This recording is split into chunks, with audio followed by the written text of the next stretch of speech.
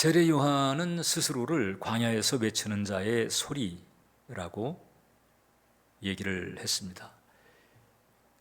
세례 요한 할 때 그 요한이라고 하는 것은 히브리어로 할 때는 요하난에서 온 헬라어 음역입니다. 그러니까 히브리어로는 이제 요하난인데 이게 이제 헬라로 이렇게 음역이 되면서 요한, 영어로는 존 이렇게 됐습니다. 여호와는 은혜로우시다 이런 뜻을 가지고 있어요. 그래서 이제 기독교 역사를 보게 되면 존이라고 하는 이름을 가진 사역자들이 기라성같이 활약한 이런 예들을 많이 볼 수가 있어요. 이제 물론 이 세례 요한과는 이제 다른 결이지만 그 사도 요한이 있잖아요.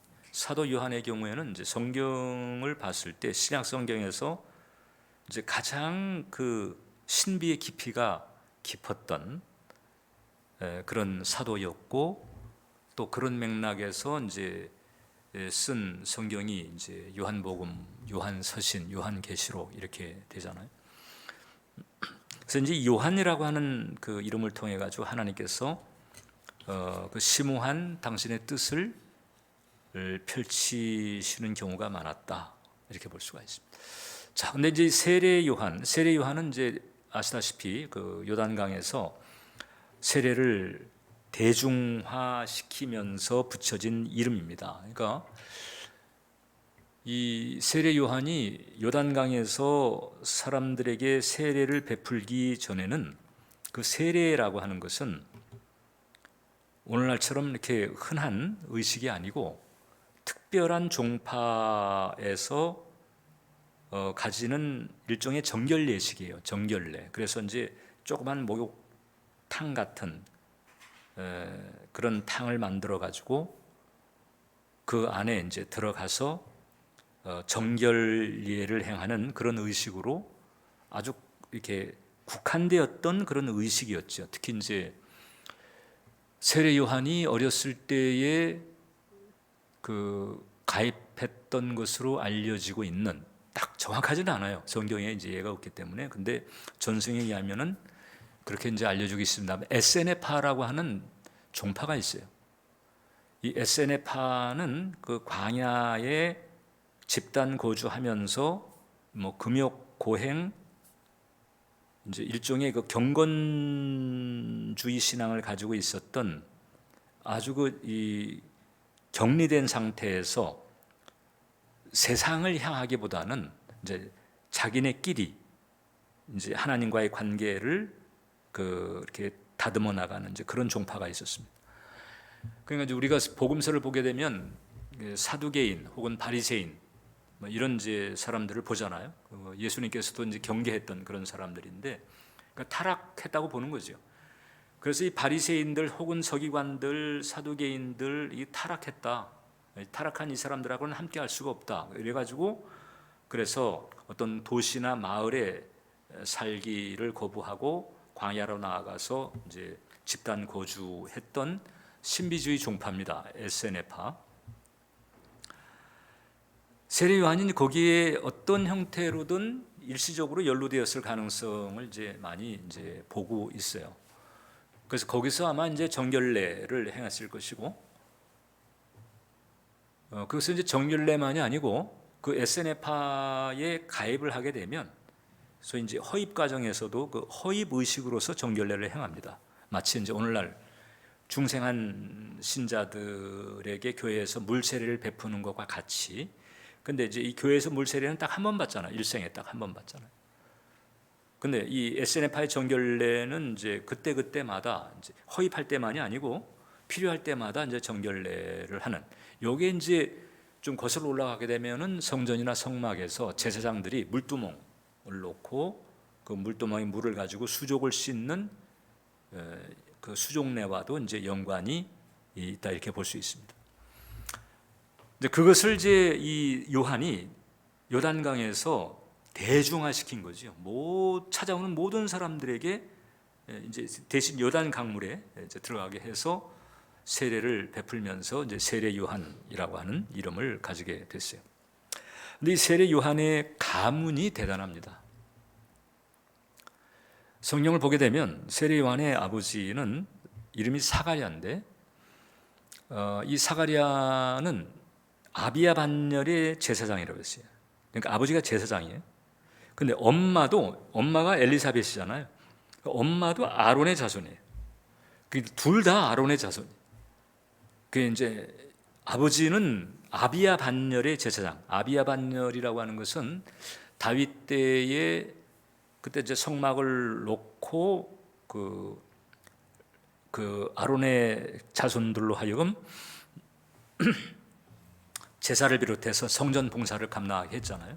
그때 숫자가 많으니까 24반차로 나눴어요. 레위인들을 24반차로 나눠 가지고 이제 로테이션 하면서 성전 사역을 행하도록 했는데 그 24반차 가운데에서 8번째 반차가 이제 아비야라고 하는 사람이 이제 리더 역할을 한 거예요. 아비야 반열. 다윗 시대의 24반열 가운데서도 8번째 해당되었던 아비야 반열의 제사장이었고, 그 다음에 엄마는 성경이 분명히 아론의 자손이라고 했죠. 그러니까 이 둘 다가 아론의 정통 제사장 가문인 거예요. 그 세례 요한은 출생 때서부터 가장 순수한 제사장 혈통의 결합이었다, 이렇게 볼 수 있죠. 이런 예가 성경에는 많지가 않죠. 그러니까 제사장의 자녀로 태어난 경우들이 많지만 이사야도 그렇고 그렇지만은 이렇게 성경에서 명백하게 정통 아론의 제사장 순수 정통이라고 볼 수가 있어요. 이런 결합은 사실 이제 드물죠. 이제 그런 가문에서 태어났다. 이게 무슨 얘기인고 하니 그냥 그 부모로부터 물려받은 그 기존의 그 길을 그대로 가기만 하면 평생 먹고 살 걱정 없이 사람들한테 존경받으면서 그냥 편하게 살아갈 수 있는 그런 환경이었다라고 하는 거예요. 그런데 이분이 이제 예수님보다 6개월 먼저 태어나게 됐고, 그 다음에 예수님과 사촌 관계예요. 그러니까 엘리사벳과 예수님의 엄마인 마리아가 인척 관계라고 그랬는데, 이 성경에서 이렇게 인척 관계라고 하는 표현을 쓸 때에는 대체적으로 사촌 이내입니다. 그러니까 이 예수님과 6개월 먼저 태어난 요한 사이는 대체적으로 사촌 관계일 것으로 거의 그렇게 이제 보고 있죠. 그러니까 사실 같이 자랐을 거예요. 그래서 서로 잘 알고 있고 절기라든가 이런 때에는 만나서 이야기도 했을 것이고 이렇게 이제 성장을 했으리라 이렇게 보는 거예요. 근데 어느 시점서부터 이 세례 요한은 광야로 나갑니다. 광야에 나갔다. 그래서 이제 그 광야에서 집단 거주했던 에스에네파에 들어갔을 것이다 이렇게 보는 건데, 근데 에스에네파 사람들이 또 광야에서 뭘 먹는 거 아니 메뚜기와 석청을 또 먹어요. 근데 이제 이 세례 요한이 성경에 분명히 메뚜기와 석청을 먹고 약대 털옷을 입었다. 자, 그러니까 소위 그 기득권 가문에서 태어나 가지고 얼마든지 편하게 존경받고 하나님 일하면서 먹고 살 수 있는 그런 사람이었는데 다 내려놓고 뿌리치고 그 다음에 광야로 들어갔고 거기에서 약대 털옷을 입고 메뚜기와 석청을 먹고 지내면서 사람들에게 세례를 베풀고 그 다음에 이제 가장 결정적인 사역, 즉 예수님을 이 땅에 구세주로 소개하는 이런 역할을 하게 된 거죠. 예수님을 이 땅에 구주로 소개하는 역할. 사실 이제 예수님이 이 땅에 구주로 확연하게 퍼지게 된 것은 십자가 사건 이후죠. 십자가, 그 다음에 특히 부활 이후란 말입니다. 그리고 부활 이후에도 오순절 성령 강림까지 또 있었어야 돼요. 그러니까 십자가와 부활, 성령 강림이 있고서야 비로소 온 세상에 예수님께서 주와 그리스도 된다는 이 진리가 이제 퍼져나갔던 것인데, 근데 사실 세례 요한은 훨씬 그 이전서부터, 십자가 사건 이전서부터 예수님께서 세상에 구주된다고 하는 사실을 드러내는 이런 중요한 역할을 했다. 그래서 이 세례 요한의 데스티니는 이제 첫 번째 가교 데스티니예요. 브릿지 데스티니. 구약에 속한 최후 인물, 그러니까 마지막 선지자죠. 마지막 선지자인데 복음 시대를 연결시키는 거잖아요. 마지막 선지자인데 진짜 등장한 메시아를 만났고 바로 그가 메시아라고 하는 사실을 세상에 알려주는 역할을 감당합니다. 그래서 지금 그 집안 계열이 순수 정통 제사장 가문이라고 그랬잖아요. 그 다음에 또 마지막 선지자예요. 이건 무슨 얘기죠? 이게 율법 시대에 어떻게 율법 시대의 핵심 포스트에 있는 사람이었는데 이 율법 시대의 그 마지막 핵심 포스트가 어떤 일을 했는가 하니 메시아, 즉 예수님을 이 세상에 증언한, 그래서 이 구약과 신약을 연결하는 이 브릿지 역할을 했다. 마태복음 11장 13절을 보면 모든 선지자와 율법이 예언한 것은 요한까지다. 이게 이제 구약 시대 최종 타자인 거예요. 요한까지다. 그러니까 요한이 대단한 거죠, 사실. 그 말라기 3장 1절을 보게 되면 만군의 여호와가 이르노라 보라 내가 내 사자를 보내리니 그가 내 앞에서 길을 준비할 것이요 또 너희가 구하는 바 주가 갑자기 그의 성전에 임하시리니 곧 너희가 사모하는 바 언약의 사자가 임하실 것이라. 내가 내 사자를 보내리니, 그러니까 이제 메시아가 임하기 전에 메시아가 올 길을 닦는 먼저 파견된 에이전트가 있을 터인데 이제 바로 그가 세례 요한이라고 하는 말라기 3장 1절에 예언되었던 사람이에요. 그리고 광야로 나가서 하나님과 독대하면서 세례 요한은 그 소임을 깨달았던 것 같아요. 그리고 사실 예수님이 공생애를 이제 시작하실 즈음에 예수님에게 이제 세례를 주잖아요. 예수님께 세례를 베풀 때에 그때 성령께서 임하시는 것을 보고 이 사람이구나. 그때 이제 확신을 가졌고, 그리고 이제 예수님을 소개해 주면서 자신은 이제 뒤안길로 사라지는. 그래서 말라기 선지자 이후에 마지막 선지자로 율법 시대를 매듭하면서 그 다음에 메시아를 소개하고 복음으로 탁하니 이어주는 역할. 또 다른 얘기를 하게 되면 이미 얘기했지만 율법을 대표하는 가문 출신이었는데 복음의 시대를 여는 다리 역할. 그래서 이제 이 가교 데스티니, 브릿지 데스티니라고 그랬는데 세례 요한은 이제 이렇게도 표현합니다. 브릿지 프로페트. 이 가교 역할을 했던 선지자, 브릿지 프로페트이라고 이렇게도 얘기를 합니다. 근데 이 소명은 광야에서 가지게 된 거예요. 누가복음 1장 80절을 보게 되면 아이가 자라며 심령이 강해지며, 이게 요한 얘기거든요. 이스라엘에게 나타나는 날까지, 그러니까 이제 이 공식 사역자로 데뷔하기까지 빈들에 있었다, 광야에 있었다는 거죠. 광야. 그래서 이때의 SNF파에 들어 기존 그 종교 세력에 대해서 환멸을 느꼈어요. 자기 아버지도 제사장이고 그랬지만은 이 세례 요한이 이제 성장하면서 봤을 때 아마도 이제 하나님의 눈, 하나님의 관점을 가졌겠죠. 그러니까 이제 이게 부패하고 타락하고 그러니까 예수님을 십자가에 못 박을 정도의 그 영적인 무지, 그 타락상, 여기에 환멸을 느낀 나머지 이 순수 정통 제사장 가문임에도 불구하고 다 내려놓고 그 다음에 이제 쉽게 말하면 출가를 한 것과 같은 거예요. 출가. 여러분 출가와 가출이 다르죠. 이 글자 하나 이게 뭐 하나 뒤집는 건데 그렇게 달라요. 마치 출가하듯이 이제 그렇게 광야로 갔고 이제 거기에서 더욱더 이 사명에 대한 깨달음을 가지게 됐습니다. 그러니까 광야가 세례 요한으로 하여금 자기의 데스티니를 깨닫게 했다. 이 광야 기간이 요한으로 하여금 자기가 해야 될 일이 무엇인가를 정확하게 알게 했고 그 길을 가게 했다. 하나님께서 우리를 광야 같은 상황에 둘 때가 있습니다. 광야라고 하는 게 고독한 곳이잖아요. 광야는 아무것도 없어요. 의지할 것도 없고 기대할 아무것도 없는 곳입니다.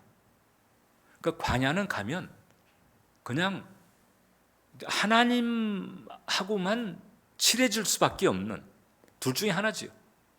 거기서 실족하든지 아니면 하나님과 친해지든지 둘 중에 하나입니다. 근데 하나님께서 우리를 광야로 보내실 때가 있습니다. 광야 같은 상황에 처하게 하실 때가 있죠. 무슨 얘기냐? 오직 하나님만 바라보게 하는 거죠. 하나님 아닌 것은 이게 재미도 없고 심지어는 실망도 하고 그게 다 모래성 같은 것임을 깨닫게 되는 거예요. 그래서 오직 하나님만 바라볼 수밖에 없는 환경, 이 광야죠, 광야. 근데 이런 광야가 사람에게는 축복이다. 왜냐하면 이 광야가 이제 하나님을 진짜 깊이 만나게 할 뿐만 아니라 거기에서 사명도 확실하게 깨닫게 하는 거예요. 광야 같은 상황에 있는데 하나님과의 만남이 좀 더 여물어지지 않거나 광야 같은 상황인데 거기서 이 데스티니에 대한 깨달음이 여전히 모호하거나 이게 참 안타까운 거죠. 안타깝습니다. 왜냐하면 광야 같은 환경이 주어진 것은 바로 그것 때문에 하나님과 가까이 하게 하고 그걸 통해서 이제 내가 무엇을 해야 될 것인가, 어떻게 살아야 될 것인가 이것을 감잡게 하려고 하는 건데 여러분 모든 인간에게 광야 같은 환경이 주어지는 것은 다 이런 의미가 있는 거예요. 그건 뭐 그냥 무슨 뭐 주의 종 될 사람 뭐 특별한 사람 이런 게 아니고 여러분 모두에게 다 해당되는 것입니다. 그래서 두 가지죠. 하나님과 어떻든 1mm라도 더 가까워지든지 그래서 이제 내가 무엇을 해야 될 것인지 해야 할 바를 깨닫게 되든지 그래서 이제 그 길로 향하게 되는 이런 변화 이게 바로 이제 광야에 우리를 보내시는 이유다. 그러니까 광야는 세상 사람들은 이건 버려진 장소 심지어는 무슨 뭐 벌 받는 장소 뭐 이렇게 간주를 하지만 신자에게는 그렇지 않다. 신자에게는 이게 구별된 성소라고 보는 거예요. 이스라엘 백성들과 사이에서 하나님이 뭐라고 하셨는가 하니 이스라엘 백성들하고 가장 좋았던 때가 언제였냐? 하나님은 광야 때로 보는 거예요. 광야 때를 신혼 때라고 표현했어요. 광야 때. 그때가 제일 좋았다. 하나님은. 왜냐하면 그때는 하나님 당신만 봤거든요. 그런데 가나안 땅 들여보내니까 거기서 자꾸 이제 자꾸 이상한 것을 보고 이상한 데 마음을 팔고 등을 돌리고 그런데 등을 아주 돌리면 또 모르겠는데 돌렸다가 말았다가 돌렸다가 말았다가 우리가 지난 수요일에 배웠잖아요. 성회와 함께 악을 행하는 거예요. 성회도 참여하면서 또 악을 행해 이런 이중적인 이런 광야는 오직 하나님만 바라보는 거예요. 세례 요한은 이 광야에서 전통이 주는 그 기득권, 그런 기득권이 주는 여러 가지 인간적인 매력들 이런 것들을 다 이제 정리를 할 수 있었던 거죠. 그래서 이 전통의 틀 안에 있다가 새로운 부르심으로 옮겨가게 되는. 그래서 이제 우리네에게도 이런 광야 같음이 주어질 때 두 가지를 챙겨야 됩니다. 일단 하나님하고 사이가 더 가까워져야 돼. 하나님하고 사이가 더 친밀해져야 돼. 그 다음에 이제 내가 해야 할 바가 무엇인가를 분명하게 정리를 할 수 있어야 된다. 이것은 목회자인 저도 마찬가지고 중직자들 아무튼 주를 따르는 모든 사람들에게는 이 광야라고 하는 것이 이렇게 기능한 것이다. 그래서 이럴 때는 그냥 실망하고 낙심하고 why me 막 이렇게 할 게 아니고 먼저 하나님께 나아가려고 하고 먼저 하나님께 들으려고 하고 이래야 된다. 이렇게 이 길을 가야 돼. 이렇게 해야 돼. 두 번째 세례 요한이 우리에게 가르쳐 주는 것이 있습니다. 소명적 자상이라고 하는 거예요. 소명적 자상.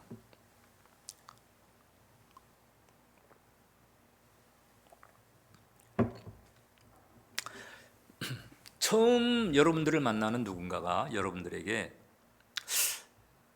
당신은 누굽니까? 이렇게 물어볼 때 여러분들은 뭐라고 대답할 수 있을 것 같아요? 자, 지금 한번 마음으로 대답해 보세요. 자, 여러분 각자 향해서 당신은 누굽니까? 이렇게 물어봤어. 이제 뭐라고 대답할 거예요? 한번 마음으로 대답해 보세요. 마음으로. 뭐라고 대답해야 될까? 지금 얼굴 보니까 지금 쩔쩔매고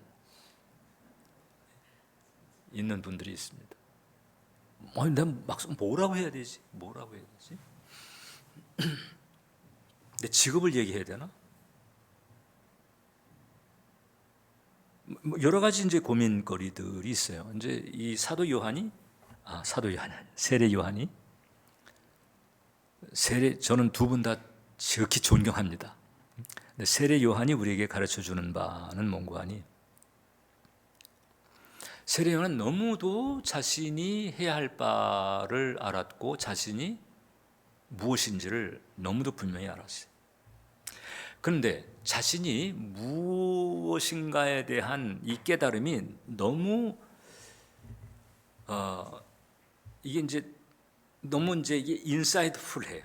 이게 참 영감적인 그런 이제 도전을 우리에게 주는데 요한복음 1장 23절을 보면 이르되 나는 선지자 이사야의 말과 같이 주의 길을 곧게 하라고 광야에서 외치는 자의 소리다. 자, 사람들이 물어봤거든요. 당신은 도대체 당신 누군데 지금 이런 일을 하느냐? 사람들에게 세례를 베풀고 바리새인들을 향해서 독사의 자식들이라고 얘기를 하고 있고 당시 그 왕과 같은 기득권자들에게 거침없이 그냥 비판을 하고 도대체 당신은 누구냐? 당신은 메시아냐? 혹은 선지자냐? 이렇게 이제 물어봤을 때 한 얘기입니다. 나는 광야에서 외치는 자의 소리다. 나는 선지자다. 나는 제사장 가문 출신이야. 여러 얘기를 할 수. 사실 선지자라고 얘기하는 게 이때 요한의 입장에서는 딱 떨어지는 말일 수 있는 거죠. 이렇게 얘기하면 다 일단 틀린 답은 아니잖아요. 맞아요. 그런데 요한은 선지자라고 하지 않습니다. 자기는 그냥 소리라고 해요. 소리. 이게 사람도 아니에요. 그냥 소리라고 하는 거예요. 소리의 특징이 있죠. 소리는 일단 소리가 난 다음에는 흔적도 없이 사라져. 제가 계속 소리를 발하고 있는데 지금 이미 발한 소리는 지금 흔적도 없이 사라지고 계속 다른 소리들이 계속 이어지고 있고 소리는 사라져요. 그래서 소리가 발생했다가 이제 계속 사라지고 있는데 그러나 이제 남는 게 하나가 있죠. 뭐가 남을까요? 이제 메시지가 남죠. 그 소리가 말한 그 내용, 그 메시지가 남는 거예요. 이 세례 요한이 말한 것이 바로 내가 바로 소리다. 그러니까 이제 메시지를 남기기 위해서 자신은 존재하는 거예요.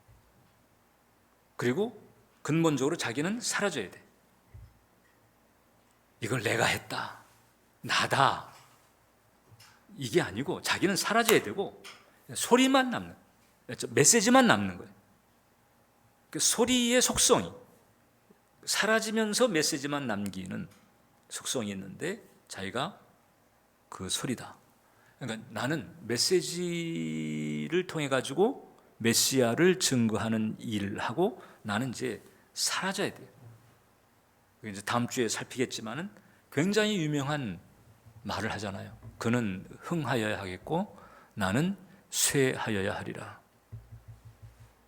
소리로서의 데스티니를 정확하게 알고 있었던 거죠. 대체로 사람들이 나에 대해서 물을 때 내가 무엇을 하는 사람인지, 저는 저는 목사입니다, 이렇게 얘기를 하겠죠. 근데 거기서 그렇게 얘기하는 데서 끝이지 않습니다. 뭔가가 자꾸 이제 뭐가 자꾸 이렇게 덧붙어요. 뭐 하는 목사입니다, 뭐 이렇게 하고, 그리고 어떻게 하고 있는 목사입니다. 예를 들면 목사로 치게 되면, 그래가지고 전에는 이랬었는데 지금은 이렇게 하고 있는 목사입니다. 안 시켜도 이게 사람은 자꾸 이제 그쪽으로 가요. 뭔가 이제 하고 있는 것, 혹은 업적, 혹은 성과, 어떤 외형, 이런 걸로 자꾸 갑니다. 왜냐하면 이제 인정받고 싶어서, 인정 욕구지. 인정 욕구. 요한은 내가 누구인가 이거보다도, 내가 무엇을 했는가 이거보다도, 내가 지금 무엇을 전했느냐, 전하고 있느냐, 여기에 중점을 두고 있어요. 자기는 소리라고 하는 거예요. 자기는 사라져야 돼. 주님만 남는 거지. 그래서 이 신학자들은 세례 요한에 대해서 딱 한 문장으로, 짧은 한 문장으로 이렇게 얘기를 합니다. 그는 중심이 되려 하지 않았다. 중심이 되려 하지 않았다. 주님만 드러내는 거예요. 자기는 사라지고, 자기는 쇠하고, 이게 결국은 이제 주님과 마음이 합한 자의 정석입니다. 주님과 마음이 합한 사람은 주님 중심으로 가게 되어 있습니다. 뭐가 돼도 주님께서 이루셨습니다. 주님께서 다 하셨습니다. 이렇게 되는 거죠. 자기는 사라지는 거예요. 존 스타트 목사님이 그런 얘기했습니다. 요한은 자신이 메시아의 사역 앞에서 그림자일 뿐임을 알고 있었다. 그는 하나의 이름이 아니라 하나의 소리로 살았다. 제가 이제 오늘 금요 설교 준비를 하면서 저도 다시 또 이제 도전을 받는 거예요. 내가 어떻게 사역을 해야 되고, 주님과의 관계는, 주님과 그리고 세상과 나와의 삼각관계를 어떻게 이루어야 될까? 십자가 뒤에 감추어 주시옵고, 뭐 그런 표현 하잖아요, 기도할 때. 근데 이제 세례 요한은 진짜 그렇게 한 거예요. 사람들은 그렇게 기도하면서도 실제로는 인정 욕구가 그냥 팔팔 끄는 경우가 많거든요. 인정 욕구 문제, 그 뿌리가 깊어요. 뿌리가 깊어.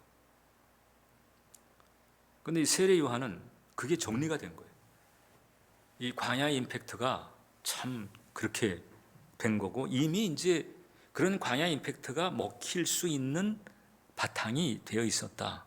이렇게 이제 보면 되는 거죠.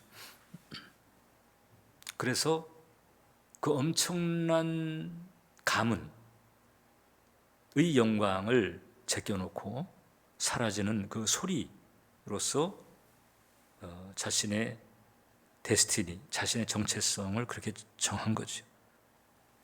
이 사라지는 소리, 광야에 외치는 자의 소리로구나.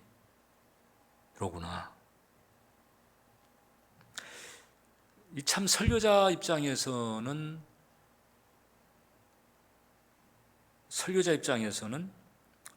참 이게 적잖이 도전이 되는 그런 교훈입니다. 설교자들이 이제 설교 사역을 하고 성도들로부터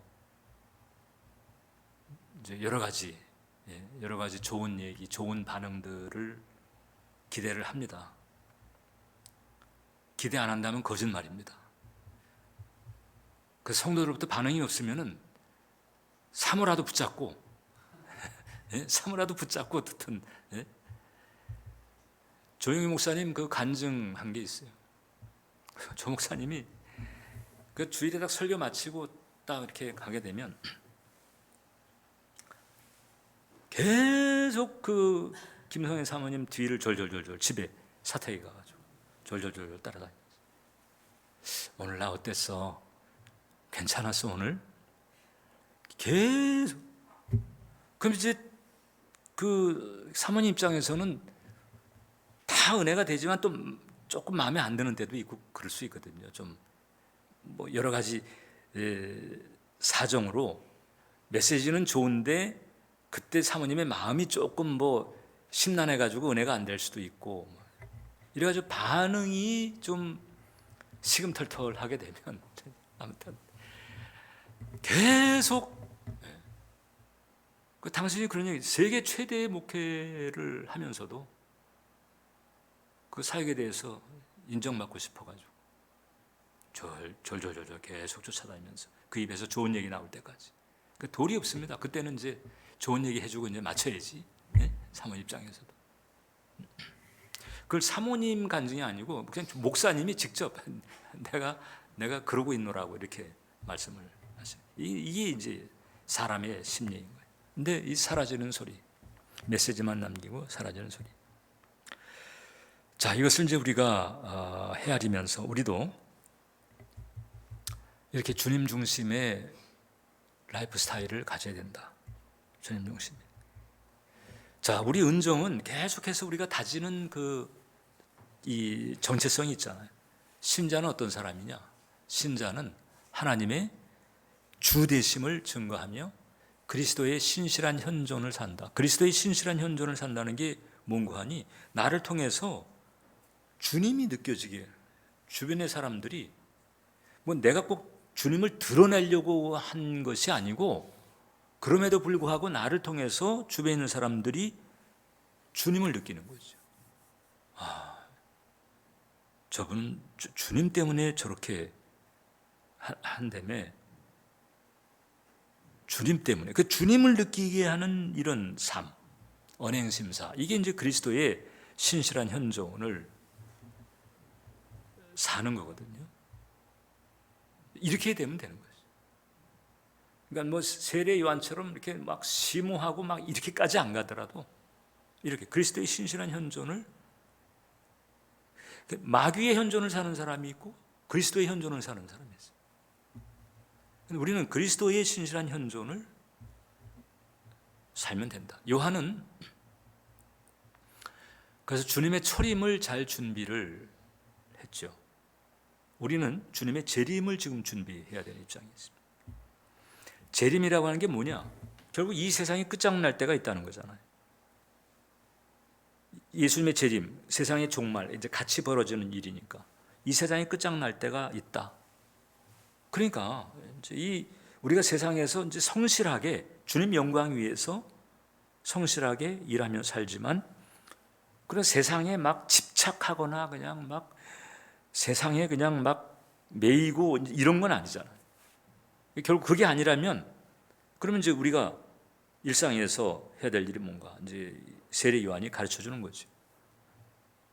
메시아를 알려주는 역할을 했잖아요. 메시아를 만나게 하는 역할을 했죠. 자기 제자들도 예수님에게 붙여주잖아요. 자기 제자들도 메시아를 만나게 하는 이와 같은 일, 하나님 나라의 복음을 전하고 하나님의 주되심을 증거하는 삶을 사는 이 길을 가야 할 줄 믿습니다. 기도하겠습니다. 자비로우신 하나님, 세례 요한을 통해서 이제 우리가 어떤 마음을 가지고 또 어떻게 이 땅에서 그리스도의 신실한 현존을 살아내야 하는지를 나눴습니다. 우리 사랑하는 예배자 한 영혼 한 영혼 붙들어 주셔서 이제 요한이 주님의 초림을 잘 예비한 것처럼 이제 우리도 주님의 재림을 잘 예비하면서 마치 사라지지만 메시지를 남기는 소리처럼 우리도 이 땅에서 주님을 드러내고 또 주님께 영광 드리는 삶을 이루어갈 수 있도록 인도해 주시옵소서. 예수님의 이름으로 기도합니다. 아멘.